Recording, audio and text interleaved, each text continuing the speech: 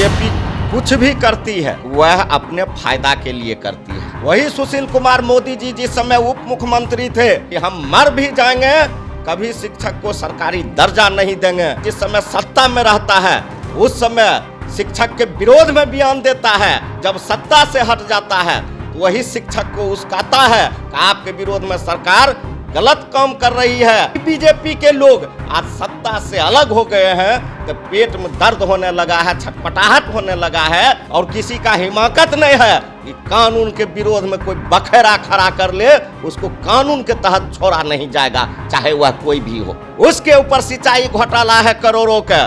सबसे पहले ये अजीत पवार को रिजाइन करवावे। नमस्कार, आप लाइव सीरीज देख रहे हैं और आपके साथ मैं हूं वसीम खान। देखिए, बीजेपी आज बिहार विधानसभा मार्च करने जा रही है।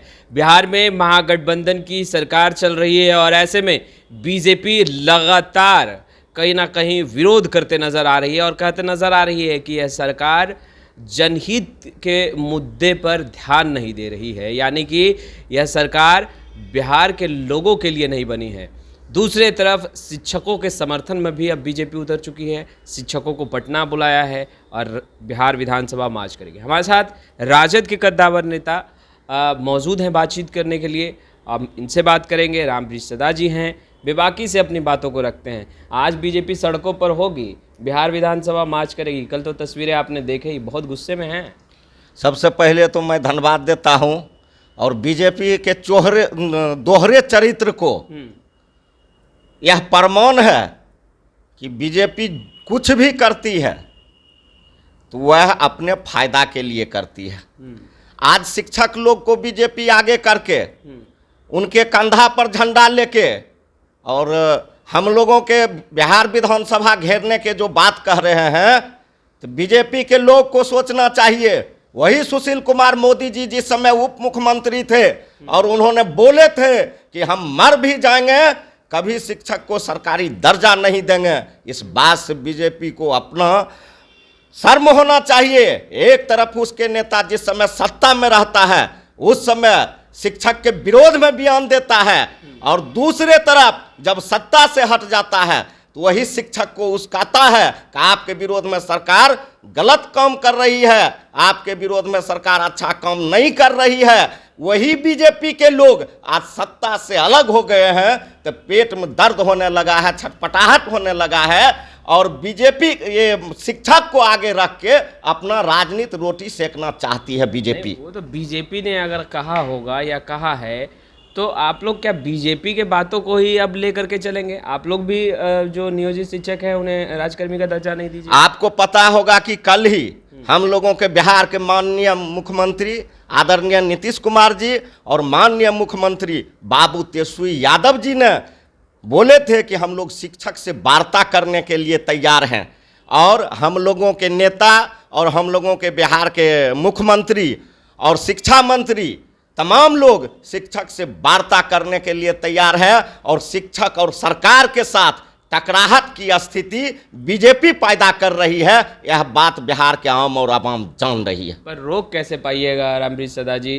कल से ही तमाम जो लोग हैं बिहार भर से पटना पहुंच रहे हैं, रहने खाने सभी चीज़ों का बीजेपी ने बंदोबस्त किया।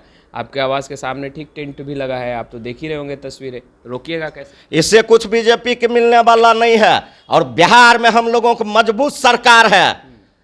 आदरणीय बिहार के मुख्यमंत्री नीतीश कुमार जी और हम लोगों के नेता बाबू तेजस्वी यादव के नेतृत्व में बिहार में सरकार मजबूत है और किसी का हिमाकत नहीं है कि कानून के विरोध में कोई बखेरा खड़ा कर ले, उसको कानून के तहत छोड़ा नहीं जाएगा, चाहे वह कोई भी हो।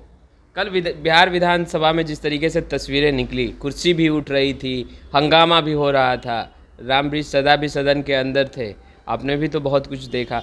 क्या आपको लगता है कि जिस तरीके से सदन अभी चल रहा है उसमें जनहित के मुद्दे को जो तरीके से उठाया जा सकता है? क्योंकि हर रोज़ हंगामा देखने के लिए मिलता है। जनता से चुने हुए जनप्रतिनिधि जो बिहार विधानसभा आते हैं वह जनता के जनहित को सवाल को रखने के लिए आते हैं, जनता के समस्याओं को रखने के लिए आते हैं और जनता के समस्याओं को दूर करने के लिए बिहार विधानसभा के तरफ से माध्यम से, विधायकों के माध्यम से क्वेश्चन किया जाता है जनता के समस्याओं के, और बीजेपी को बिहार के जनता से कुछ लेना देना नहीं है। आप देख रहे हैं कि जिस दिन से सत्र चला है, बीजेपी हंगामा कभी करती है, कभी कुर्सी उठाती है, कभी टेबल तोड़ती है, जो एक संसदीय प्रणाली में नहीं होना चाहिए।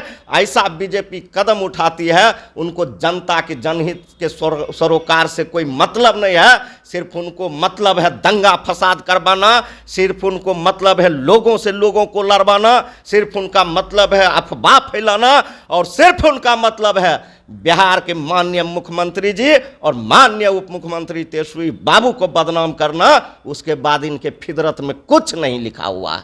मगर तेजस्वी यादव से भी इस्तीफा लगातार मांगा जा रहा है। बीजेपी तेजस्वी यादव को लेकर के उन्होंने साफ कर दिया है कि भ्रष्टाचारी कभी भी सदन के अंदर जो है वो बैठ नहीं सकते हैं, क्योंकि वो संवैधानिक पद है, और जब चार्जशीटेड हो चुके हैं तो उन्हें छोड़ देना चाहिए। अगर बीजेपी वाला का दम है इनके नेता का और इनको, ताही बात महाराष्ट्र के मुद्दे पर क्यों नहीं बोलता है, क्यों मुंह चुप कर लेता है? अजित पवार जिन्होंने पार्टी तोड़कर शरद पवार को बीजेपी के साथ सरकार बनाने का काम किया, अभी उप मुख्यमंत्री है, उसके ऊपर सिंचाई घोटाला है करोड़ों का। सबसे पहले जो नमूना इन्होंने महाराष्ट्र में पेश करने का काम किया, जो खेल करने का काम किया, सबसे पहले ये अजित पवार को रिजाइन करवावे। उसके बाद हम लोग कानून के मानने वाले लोग हैं, हम लोगों के नेता कानून के मानने वाले लोग हैं। कानून के तहत अगर हम लोगों के नेता पर दोष सिद्ध हो जाता है तो हम लोग कानून के मान के जो कहेगा हम लोग करने के लिए तैयार हैं।